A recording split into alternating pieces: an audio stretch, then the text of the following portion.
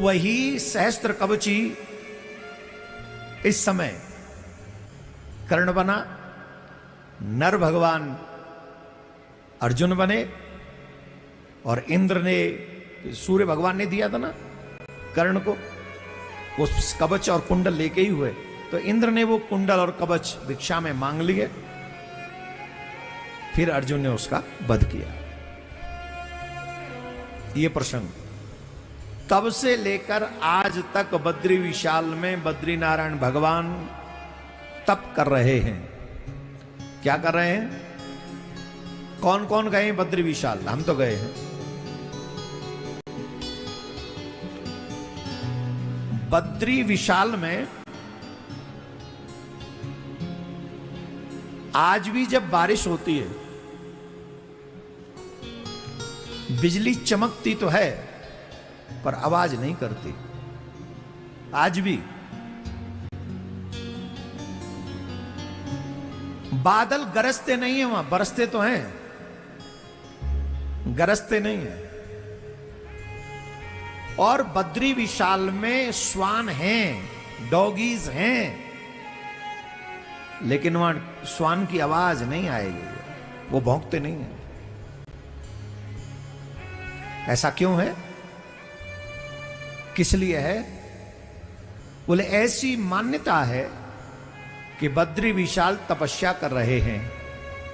अगर कोई आवाज होगी, बादल गरजेंगे, बिजली चमकेगी, श्वान भौंकेंगे, तो ऐसा मान्यता है कि भगवान की तपस्या में विघ्न पड़ेगा। इसलिए वहां ये आवाजें नहीं आती। एक और अच्छी बात बता दें हम आपको, जिस समय सर्दियों में बद्री विशाल के पट बंद हो जाते हैं, उस समय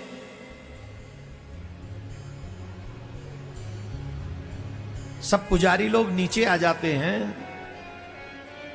प्रत्येक दिन देवर्षि नारद उस मंदिर में जाके सेवा करते हैं, उनकी कार्य रहते हैं वहां।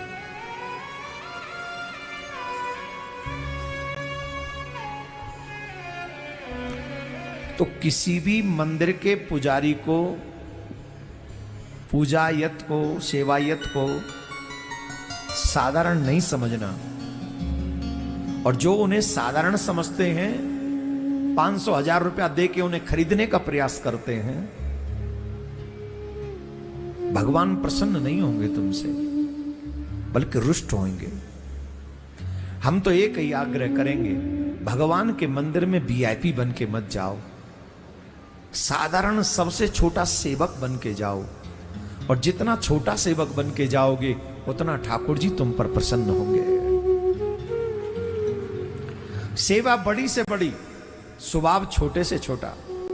दासो हम तब के सवह, मैं आपका दास हूं, ये भाव मन में जागृत करो।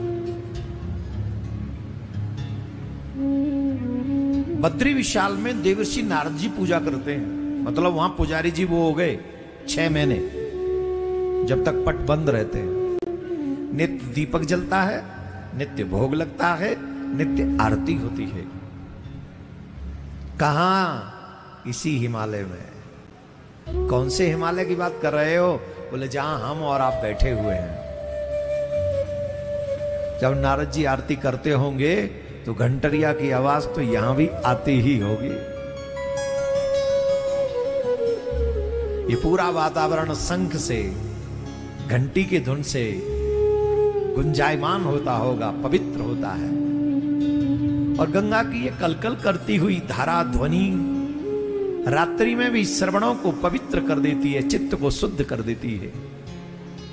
If you don't understand anything in the katha, just you sit here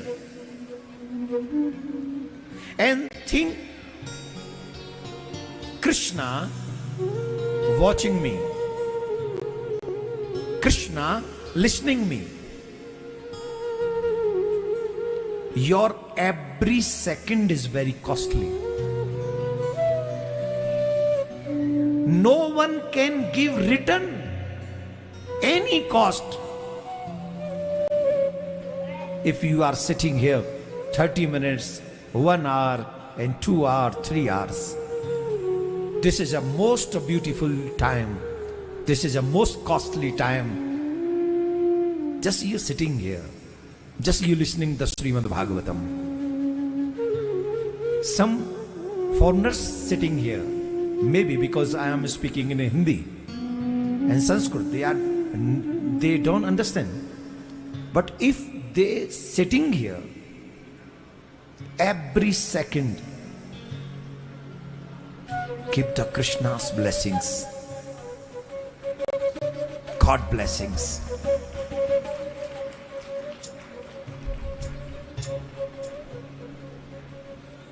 अब मैं हिंदी में बोल दूं, मेरी अंग्रेजी ऐसी है जैसी इनकी हिंदी।